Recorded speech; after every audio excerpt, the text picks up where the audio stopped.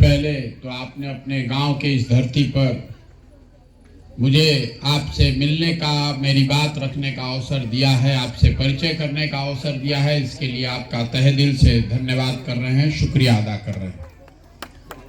हमारा नाम है प्रशांत किशोर और हम नेता नहीं हैं, हम विधायक मंत्री ना हैं, हम मुखिया सरपंच भी नहीं हैं, हम साधारण परिवार के लड़के हैं और आपसे वोट मांगने नहीं आए हैं। पैदल चल रहे हैं। ज्यादातर आदमी सोचता ये भाई नेता हवन ना, वोट मांगत नहीं तो पैदल काहे चलत। तो कुछ आदमी के यो सोच के आदमी आवता कि कुछ मदद कर दी, हम राशन कार्ड बनवा दी, हम नाली गली के शिकायत इनका के बता दिया जाए। रुआ के यो बता देता नहीं कि हम कोनो कामो ना करें। हम किसी का कोई काम नहीं करते। हम रास्ते में चल रहे हैं, लोग मिलते हैं आपके दुख से, आपके तकलीफ से। हमको तकलीफ है लेकिन हम आपकी मदद नहीं करते। जहाँ चलत आदमी कहता भैया नाली गली खराब बा, भैया राशन कार्ड नहीं थे, भैया पेंशन नहीं थे मिलत, भैया लड़कन के व्यवस्था नहीं थे पढ़े के। ये सब आपकी समस्या है, लेकिन अगर हम राउर समस्या खातिर मदद करियो दी, मान ली कि हम रवा के राशन कार्ड एगो बनवा दी, वो राशन कार्ड बनवावे से पूरा बिहार भर के लोग के तो तकलीफ ना दूर हो। अगर राउर राशन कार्ड बनियो गई तो उससे राउर गरीबी तो ना दूर हो। हम चलल बानी रवा के मछली मारे सिखावे, हम मछली नहीं की बात। पैदल क्यों चल रहे हैं? पैदल इसलिए चल रहे हैं कि आपको बताएं, आपको सिखाएं कि आखिर जौना दुर्दशा में हमने के जियत नहीं जा, एकर कारण का बा, ऐसे कैसे रवा निकल सकता है। राउर जितना तकलीफ बा नया नहीं थे। जब रवा बच्चा होकर तब उतने गरीबी रहे, जे लड़का रहे जवान हो गए, जवान आदमी बूढ़ हो गए। कितना दिन से रवा कितना नेता, अलग अलग नेता दल के वोट देनी, अपना से रवा 10 घंटा कामों करता नहीं, तब भी आपके जीवन में आपकी स्थिति सुधर नहीं रही। रवा परेशान बानी कि आखिर सुधरत काहे नहीं थे। तो देखिए राजनीति में जे सरकार में रहता वो कहता कि हम जोन करता नहीं तो ठीक बा, और जे विपक्ष में बा वो कहता कि जे सरकार में बा वो सब गलत करता। हम उल्टा बात आपको बता रहे हैं। मान लीजिए कि जो सरकार में है वो बहुत बढ़िया काम कर रहा है, ये ना आदमी दावा करता सरकार के आदमी तो हम बहुत बढ़िया करता नहीं। तो मान लिया जाओ कि नीतीश कुमार बहुत बढ़िया काम करता हूं, जे सरकार में नहीं थे भाजपा लालू, उनका से पूछ ली भैया ठीक बताऊं तू जो काम किया वो मान लिया जाओ।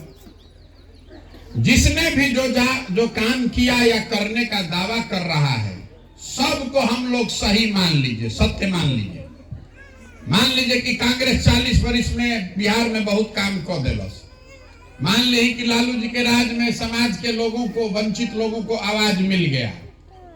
ये भी मान लीजिए कि नीतीश कुमार के राज में विकास हो गया। लेकिन अगर सब के बात के सही मानियो लिहल जाओ तब वो हमने के दुर्दशा बताओ नाक के सामने ही बा कि बिहार आज देश का सबसे गरीब, सबसे पिछड़ा, सबसे ज्यादा भूखमरी, सबसे ज्यादा अशिक्षा और बेरोजगारी वाला राज्य है। तो बिहार का सामान्य आदमी कोई भी बता सकता है कि भाई जौना रास्ता पर हमने के 50 साल से चलता नहीं जा, ये रास्ता पर तो अगला 50 साल से भी चल जाए तो कोनो फायदा नहीं थे। आखिर हमने के गरीबी दूर होत काहे नहीं थे? भाई सोचे के चाहिए। आपको ये बताने आए गरीबी दूर करने के दुनिया भर में 3 ही रास्ते बताए गए हैं। 3 गो रास्ता बा, 3 गो तरीका बा गरीबी दूर करे के। पहला रास्ता बा लइकन के पढ़ाई। अगर राउर लइका पढ़ लिख जाई, पढ़ लिख के ओकरा नौकरी मिल जाओ तो राउर गरीबी दूर हो सकेला, राउर जीवन स्तर ऊपर उठ जाए। दूसरा रास्ता है खेती योग्य जमीन। अगर मान ली रवा नहीं पढ़ल लिखल, लेकिन अगर खेती लायक जमीन होखे तो खेती करके रवा आगे बढ़ सकता नहीं। और तीसरा रास्ता है पैसा, पूंजी। अगर पढ़लो नहीं थी, खेती लायक जमीनों नहीं थे, लेकिन अगर पैसा होखे तो दुकान दौरी, रोजी रोजगार, व्यापार करके रउआ आगे बढ़ सकता नहीं। तो रउआ देखो बिहार में ज्यादातर आदमी के लिए तीनों रास्ता बंद है। आपका बच्चा जब पढ़ने जा रहा है तो गरीब के बच्चे को पढ़ने का कोई सुविधा नहीं है। जब राउर लड़का पढ़े जाता तो वो पढ़त नहीं थे, वो पिलुआ वाला खिचड़ी खा के घरे आवता है, पढ़ाई छोड़ दी। और ऐसा नहीं है कि सरकार इस पर पैसा नहीं खर्च कर रही है। हर साल बिहार में, इस गरीब राज्य में सरकार आपका हमारा टैक्स का 40,000 करोड़ रुपया पढ़ाई पर खर्चा करता। स्कूल पर, मास्टर लोग के टीचर पर, खिचड़ी पर, साइकिल पर, किताब पर। कितना? 40,000 करोड़ रुपया हर साल। अच्छा, स्कूल के दशा का बहिरवा लौकते बातना रुपया खर्चा होता। 40 गो लड़का पढ़ के बढ़िया निकल सब निकलो। तो ज्यादातर परिवार जो गरीब है उसको बच्चे को अपने पढ़ाने का सुविधा ही नहीं है। दूसरा आपको बताया खेती। तो बिहार में जो 100 आदमी रहता तो 60 आदमी के पास तो एको धूर जमीने नहीं थे। 100 में 60 आदमी के पास एक धूर जमीन नहीं है। और जो 40 आदमी के पास जमीन बा, उनमें 35 आदमी ऐसा बा जरा भी 2 बीघा से कम जमीन बा। तो रउआ खेत में उहे पैदा होता जो खेती करता, वो खाए खाती खेती करता, कमाए खाती नहीं के खेती करता। वो खेत में उतने उपजा पावता कि ओकर बाल बच्चा के पेट भर जाओ। रउआ गेहूं भइल बा तो हमें सरसों तीसी छीट देले बानी कि चलो हमारा तेल ना खरीदे के पड़ी। वो सरसों के बेच के रुपया नहीं के मिले वाला। तो बिहार में 100 आदमी में 5 गो आदमी ऐसा बाड़ा जेकरा से जे खेती करके आमदनी करता। बाकी आदमी चाहे तो खेती करके अपन बाल बच्चा के पेट भरता, और चाहे खेत में मजदूरी करता। तो पढ़ाई है नहीं खे, आ खेती है नहीं खे। तो तीसरा रास्ता बताइनी अरवा के पैसा, पूंजी। मान ली रवा भी पैसा रही नहीं के, जमीन ना रही, पढ़ले नहीं की कोनो बात नहीं करे, 5 गो भैंसे खरीद लेती। पैसा रही तो रवा एगो सैलूने खोल लेती, एगो रेडीमेड के दुकान खोल लेती, सब्जी पारचून का किरासन के दुकान खोल लेती। तो रवा भी पैसा है नहीं खे। बिहार में औसतन एक आदमी साल में 35,000 रुपया कमा रहा है। देश में एक आदमी औसतन कमाता है 1,45,000 रुपया, और बिहार में हमने कितना कमाता नहीं जा? 35,000। तो 35,000 में रउआ खाइम का, अब बचाई कहाँ, पूंजी कहाँ से ले आई? मान ली कि रउआ बाल काटे आवता, अगर रउआ 50,000 रुपया रही तो रउआ सैलून खोल लेती, उनमें 2 आदमियों काम करी, बाल बच्चा जीहित खाई। लेकिन अगर वो 50,000 नहीं थे तो कोई दुकान में जाकर वह सैलून काटे के बाल काटे के मजदूरी करे के बाद। यही 3 वजह है कि जब तक बिहार में बच्चों की शिक्षा की व्यवस्था नहीं होगी, जब तक यहाँ के किसानों को जो खेती वो कर रहे हैं वो खाने वाली नहीं, कमाने वाली खेती नहीं बनाई जाएगी, और जब तक लोगों के हाथ में पूंजी नहीं दिया जाएगा, पैसा नहीं दिया जाएगा, तब तक बिहार से गरीबी ना दूर हो सके। रउआ जकरा के मन बा ओकरा के चुन दी, जिसको वोट देना है दे दीजिए, जितना मेहनत करना है कर लीजिए। आप गरीबी से निकलिए नहीं सकते। जब तक तीनों दरवाजा में कोनो एगो दरवाजा ना खुली, अगर राव एगो लड़का पढ़ के अफसर हो जाओ तो गरीबी से निकल गई नहीं। अगर कहीं से खेती के उपाय लाग गई बढ़िया, उसे निकल सकता नहीं। कोनो कोई व्यापार करके आगे बढ़ गई। ये तीनों के छोड़ के चौथा रास्ता दुनिया में नहीं थे। इतना बात तो सबके बुझाता। तो वो कहो कि अगर तारा प्रशांत किशोर बुझाता तो नेता लोग के काहे नहीं खे बुझात? प्रशांत किशोर तो होशियार बड़ा ना। तो आपको ये बता रहे हैं कि सबके जानते हुए भी ये तीनों रास्ता क्यों नहीं खुल रहा है, इसका जवाब अभी आप ही दीजिएगा। अभी एगो सवाल पूछो, सबके जवाब देवे के बाद रवैया कथा सुने नहीं की आई तो मुंह खोल के हाँ चाहे ना बोले के बाद सबके अतना बात तो हमने के बुझाता कि बिहार में और कुछ होके चाहे ना 40,000 करोड़ रुपया जब खर्चा होता तो कम से कम बच्चन के पढ़े के व्यवस्था तो होके के चाहिए ना भाई। मुड़ी में क्या लावे के मुंह से बोले के बाद फिर से पूछता नहीं जोर से छपरा के आदमी है दरवा सबके मुंह से आवाज नहीं खे। इतना तो आप समझ रहे हैं कि बिहार में और कुछ हो चाहे नहीं बच्चों के पढ़ने की व्यवस्था होनी चाहिए। ओके चाहे कि ना ओके चाहे सब आदमी अभी एक खाली ढकियले पर लेकिन कहता कि ना होके के चाहिए तो अभी 1 मिनट में पता चली कि हराउर दुर्दशा काहे बा। अब जितना आदमी सब हाँ कहल हो अपना अपना लइकन के नाम पर ईमानदारी से बताई अपना जीवन में कभी रवा पढ़े खातिर शिक्षा खातिर वोट देले बानी? बताओ भाई बताई अरे कोई देले बा वीर पढ़े खातिर वोट? तो ये हमनी के दुर्दशा के कारण बा। नेता रवा क्या बताई जोन रवा नहीं खे मालूम। आपको मालूम है कि अगर आपका बच्चा पढ़ लिख जाए तो आपकी दशा सुधर सकती है लेकिन रवा ऊपर वोट ना दे। रवा मालूम बा कि जब बिहार में भ्रष्टाचार बा लेकिन रवा भ्रष्टाचार पर वोट ना दे। रवा मालूम बा कि राउर लड़का पढ़ लिख के घर में बेरोजगार बैठल बा लेकिन रवा ऊपर वोट ना दे। बिहार में सबको ये पता है कि यहाँ बहुत भ्रष्टाचार है। सबको मालूम है कि यहाँ नाली गली नहीं है। सबके मालूम बा कि एजा खेत में पानी नहीं थे। सबके मालूम बा कि 2000 के धान 1400-1500 में बेचता नहीं। सबको पता है कि बच्चों को पढ़ने के लिए व्यवस्था नहीं है। लेकिन जहिया वोट होई तो बिहार में आदमी के चारे को बात याद बा। पहला बात हमार जात का बा के हमारा जात के खड़ा बा उनके कब के लिए वोट दिया। जे जात से बच गईलन उनका के हिंदू मुसलमान भारत पाकिस्तान कह के वोट लिया था। सब हिंदू एक हो जा मियाँ जी लोग के सबक सिखावे के बाद पाकिस्तान के सबक सिखावे के बाद राउर लड़का पढ़ लिख के घर में बेरोजगार बैठल बा। दिन रवा भुला गई वोट के दिन तो पाकिस्तान लोग कहता जाके हिंदू बन के वोट दे देनी।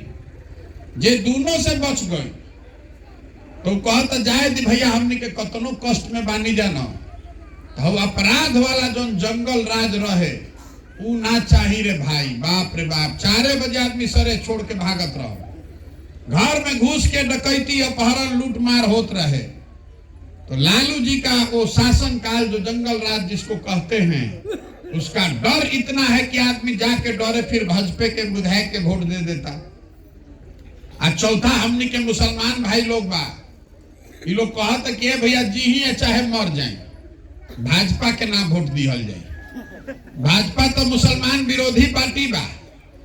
तो बिहार में बचल के बिहार में तो भैया 2 गो दल बा।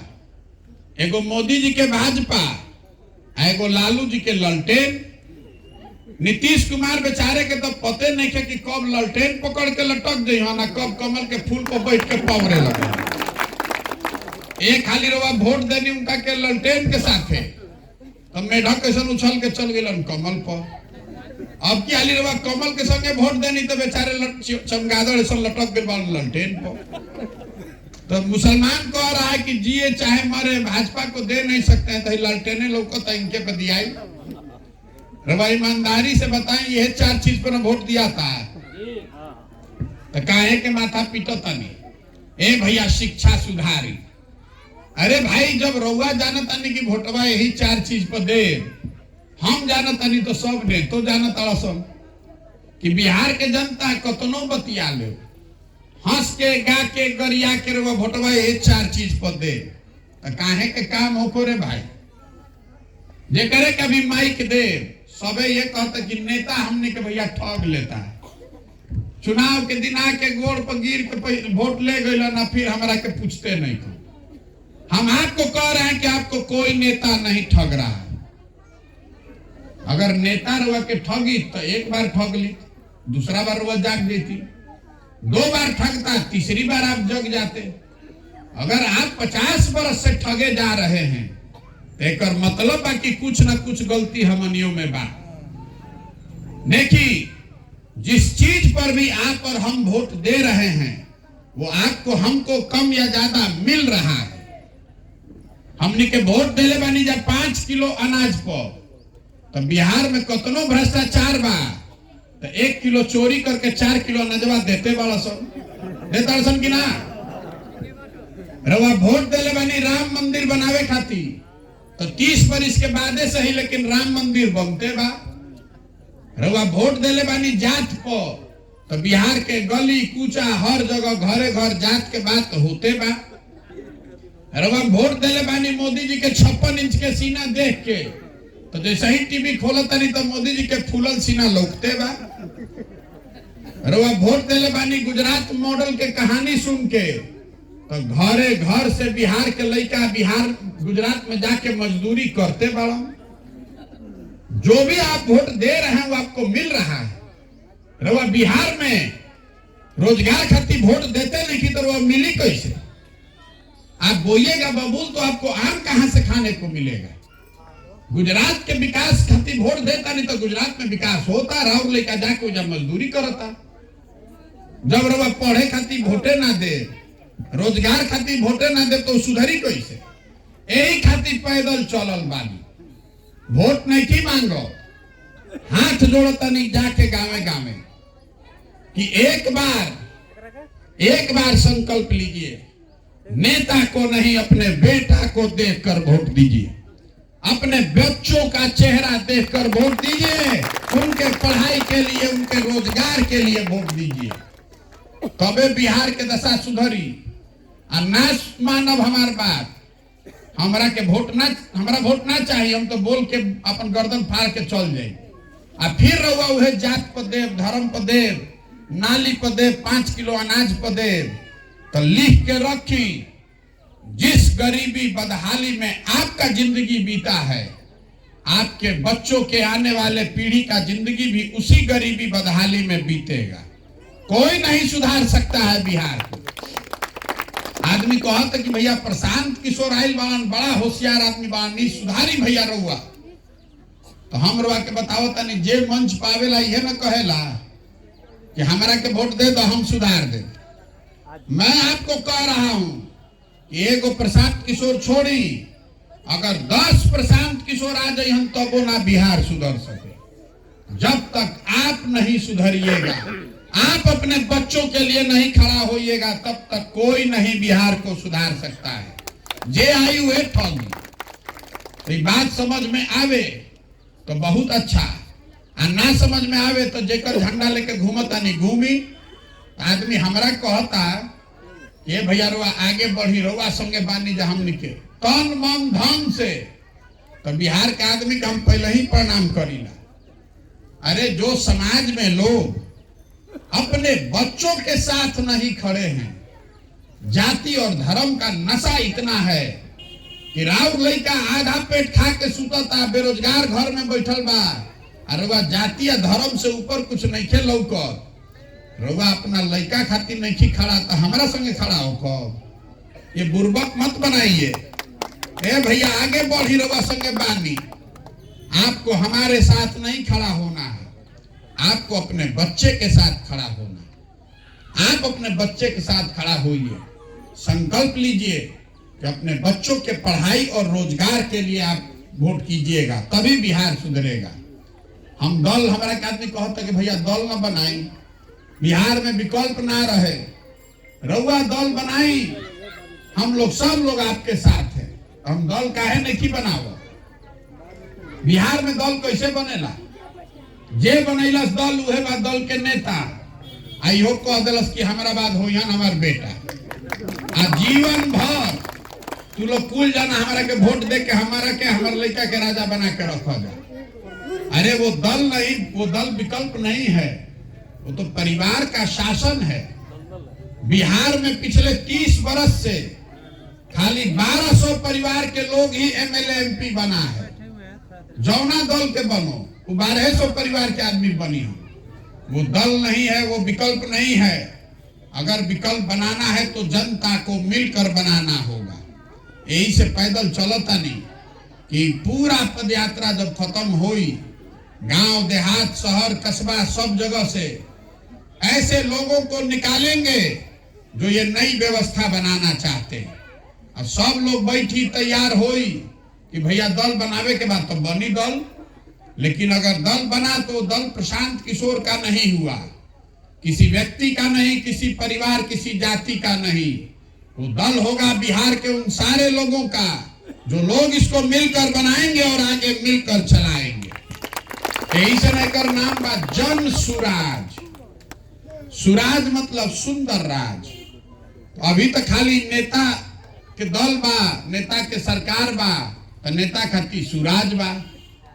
जिस दिन जनता का राज होगा तभी जनता के लिए सुराज होगा। अभी कतनो गरीबी बा, लेकिन नेता का लड़का तो बढ़िया स्कूल में पढ़ता सन। नेताजी बीमार पड़ी हम तो उनका बढ़िया अस्पताल मिल जाई। नेता का लड़का बेरोजगार नहीं बैठा है, चाहे वो 10वां फेल का है ना होके, लेकिन राउर लड़का अगर बीए पास कर ले तब वो बेरोजगार बा। यही से प्रयास कर रहा बानी जनता के सरकार बनो, यही नाम है इसका, जन सुराज। जे हमरा के जानता, जे भी हमरा के जान रहा का मालूम बा ये आदमी ऐसा सनकी है कि हमको और कुछ आए चाहे नहीं, चुनाव लड़ाने जिताने आता है। हम पिछला 10 वर्ष में जिस नेता का जिस दल का हाथ पकड़े हैं वो चुनावे नहीं हारा है। अब की हाली संकल्प ले ले बानी कि किसी दल का नहीं, नेता का नहीं, आपका बिहार की जनता का हाथ पकड़े हैं और आप भरोसा रखिए आपको भी हारने नहीं देंगे चुनाव में। जिसको भी समाज अपने बीच से चुनकर निकालेगा, वो गरीब हो अमीर हो, अगड़ा हो पिछड़ा हो, हिंदू हो मुसलमान हो, महिला हो पुरुष हो, जे करे के समाज मत के अपना बीच से निकाली, उसी के पीछे जन सुराज की पूरी ताकत शक्ति पैसा बुद्धि सब लगाएंगे और आपके आशीर्वाद से उसको जिता कर लाएंगे। यही पूरा अभियान है। अब रउआ बताई कि प्रयास होके के चाहे कि ना होके के चाहे? प्रयास होके ना,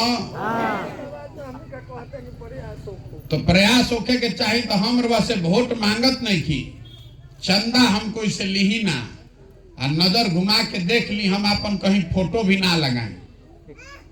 आपसे मांगने आए हैं आपका आशीर्वाद। ये कठिन काम है।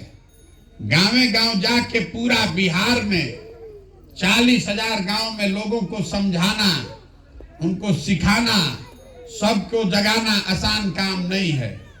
आदमी जाता बाबा धाम 5 दिन तो उनका पैर उठ जाता, पैर फूल जाता। हम 180 दिन से पैदल चल रहे हैं, अभी 1.5 बरिस चलो तो कैसे चलल जाता? हार मास के शरीर से कोई नहीं चल सकता है। ये चल रहे हैं ऊपर वाले की कृपा से और आपके आशीर्वाद से। अगर रउआ बुझाता कि बिहार के सुधारने के लिए, बिहार के बच्चों के भविष्य के लिए ठीक प्रयास है, तो एक बार हाथ उठाकर आशीर्वाद दीजिए। है ना आशीर्वाद आपका? करी ना प्रयास, प्रयास होके ना भाई, राउर आशीर्वाद बा ना। एगो नारा भी लगावल जाई, हम बोलब जय बिहार, आपको बोलना है जय जय बिहार, जय बिहार। छपरा के आदमी कहते आवाज बात बैठिए, सवाल हमारे से ले, जय बिहार, जय बिहार। तो हम बिना मतलब के नारा भी ना लगवाएं। हम काहे बोलवाओ तानी जय बिहार जय जय बिहार? इसके पीछे कारण है, आज बिहार में बिहार के लोग जब बाहर जा रहे हैं, हमनी के लड़का जाता असन पढ़े, मजदूरी करे, नौकरी करे, तो बिहार से बाहर जे करे मन होता वह 2 थप्पड़ मार देता है। बिहारी मतलब बुर्बक, बिहारी मतलब अनपढ़, बिहारी मतलब बेवकूफ। हर दिन पूरे भारत भर में बिहार के लोगों को बिहारी कह के जलील किया जा रहा है। तो हम गांवे गांव जाता नहीं रउआ के बतावे खाती कि हम लोग सब बेवकूफ नहीं हैं। अरे हम लोग को इन नेताओं ने बेवकूफ बना दिया है, नहीं तो ये बिहार तो ज्ञान की धरती रही है। देवताओं को भी बिहार में आकर ज्ञान मिला है। 1500 साल तक इस देश की पूरी राजनीति बिहार से चली है। हम लोग के पूर्वजों ने इस देश पर राज किया है, इस देश को बनाया है।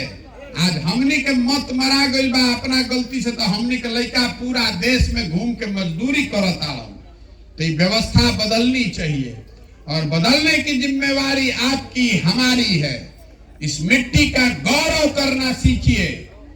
यहाँ हम लोग और हम लोग के बच्चे पूरा भारत में घूमकर मजदूरी करने के लिए नहीं पैदा हुए हैं। आपके बच्चे मजदूर बनने के लिए नहीं पैदा हुए हैं। उनको ऐसी व्यवस्था बनाइए कि यहाँ पर उसको अच्छी पढ़ाई हो, अच्छा रोजगार हो।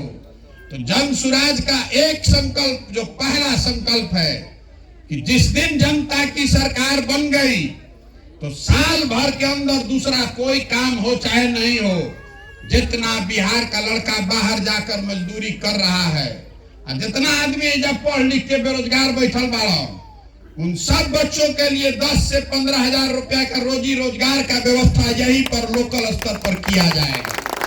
दूसरा काम होके चाहे मत होके, रोजगार सबको यहाँ होना चाहिए ताकि किसी को बिहार के बाहर जाकर गाली न सुनना पड़े, धक्का न खाना पड़े।